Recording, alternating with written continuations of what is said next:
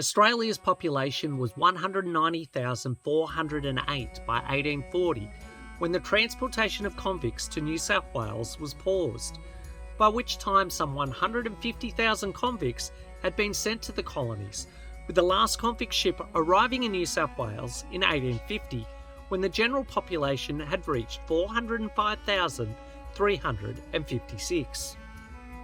Western Australia continued to receive relatively small amounts of convicts until 1868, when the last convict ship, the Hougoumont, arrived on the 10th of January. In all, about 164,000 convicts were transported to the Australian colonies between 1788 and 1868 on board 806 ships.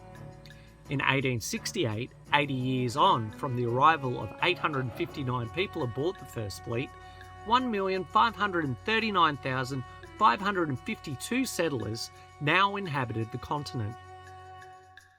By the mid-1830s, rising tensions and anxieties contributed to movements surrounding opposition to the transportation of felons into the colonies, growing in parallel to the increasing numbers of free settlers entering New South Wales and Van Diemen's Land.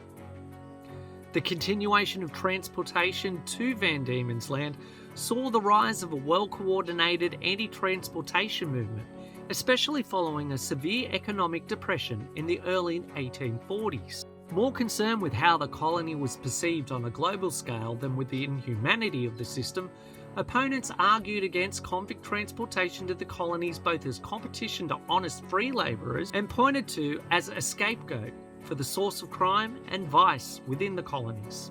By the late 1840s, most convicts being sent to Van Diemen's Land and Victoria were classed as exiles, free to work for pay whilst under sentence.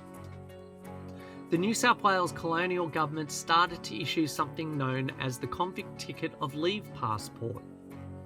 Convicts who had demonstrated that they could be trusted were issued a ticket of leave, essentially a document of parole granting them some freedoms. The system was introduced in 1801 with the principal intention of reducing the burden of providing food from the fledgling government's limited stores to the convicts.